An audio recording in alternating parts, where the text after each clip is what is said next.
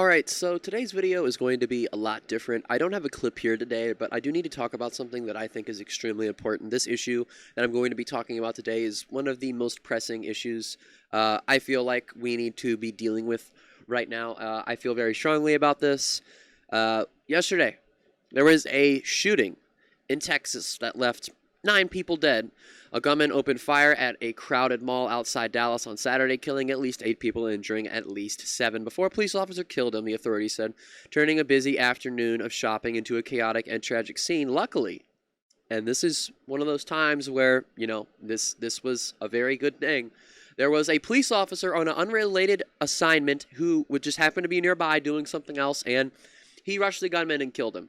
It was very lucky that this guy was there, but I don't think that the story should be, well, it's a good thing that there was a cop nearby with a gun to shoot the gunman, because we have people like Megyn Kelly who go on their Twitter after this tragedy and say, serious question for gun control advocates. This is a real tweet from Megyn Kelly, guys. This is real. I wish that this was fake. You failed to effect change. Please face it. You can't do it. Thanks to the Second Amendment, they're literally defending guns in the wake of a shooting. They're still defending guns.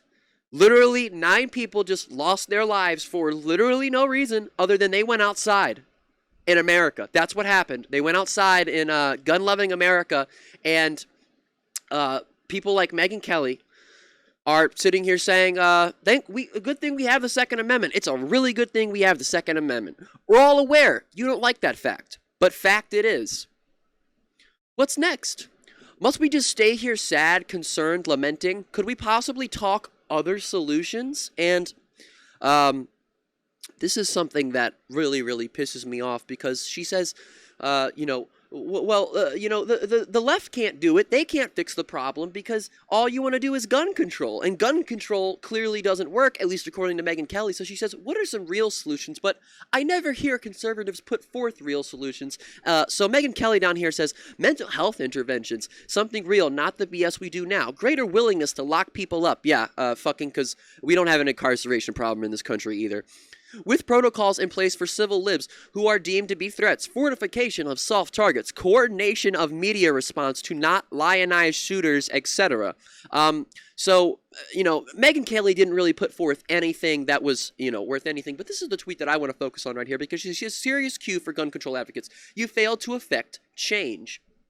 But when you look at the data, when you look at the facts don't care about your feelings, something that conservatives love to say. I love to say it too. This is a Harvard research article from 2004, and this data is even more true now. And it's very much represented in our everyday society. Where there are more guns, there is more homicide.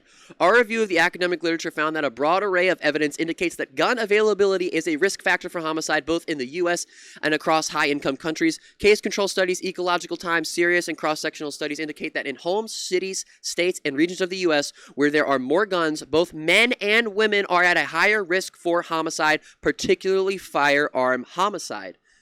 I feel like this isn't something I need to sit here and explain. Cause and effect. There are more guns, there are more deaths. More guns lead to more violence. It's not something hard. Children can understand it, right?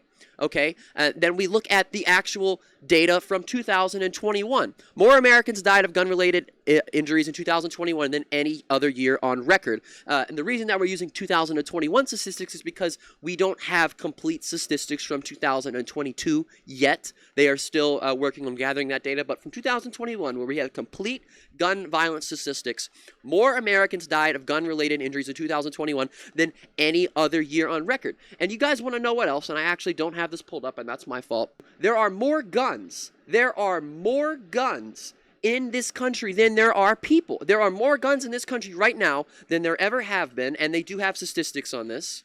According to The Trace, which is very, very, very, very amazing source on gun violence, there are in 2021, the total number of guns produced for the U.S. market reached 465 million. There are not even 400 million people. There's only 334 million people in this country. 465 million firearms. 465 million firearms in 2021. 2021 also just happened to be the year that more Americans died from gun violence than ever before. Again, this is cause and effect. Something that you learn in school when you're very young. You don't need to be smart to understand this stuff. All you have to do is look at the facts. That's all you have to do, okay?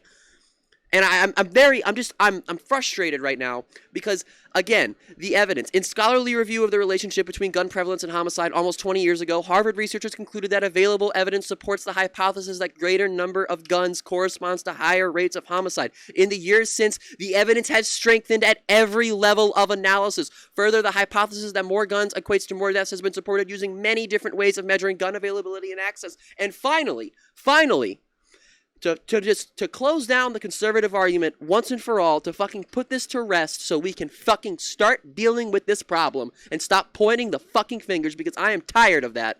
Fucking red states have so much more gun violence than blue states do. Republican states have so much higher fucking firearm homicide rates than blue states do. It's not even close. It's not even fucking close.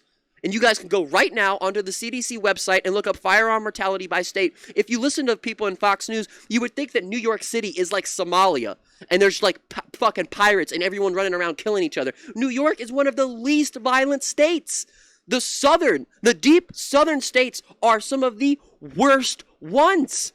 Okay? Again, we have this little chart here and we can look at it. Death rate, for gun homicides, firearm homicides is exponentially, again, not even comparable, so much higher in red states than it is blue states. It's not even close. So when Megyn Kelly says, serious question for gun control advocates, you failed to effect change, please face it, you can't do it, thanks to the Second Amendment, we're all well aware you don't like that fact, but fact it is. What's next? Must we just stay here sad, concerned, lamenting? Could we possibly talk other solutions? But she doesn't talk about universal background checks. She doesn't talk about extensive waiting periods. She doesn't talk about doing things like serious mental health screening, interviewing friends, interviewing employers, interviewing people that are close to the one who is trying to obtain a firearm, going and renewing your license and taking tests, repeated tests, to make sure you are capable of properly owning and storing a firearm. She doesn't mention any of that. She just says mental health interventions. What the fuck is that? That's so vague. That's nothing. You can't just say mental health intervention. What the fuck is a mental health intervention? Put forth an actual solution. This is not a solution. Greater willingness to lock people up.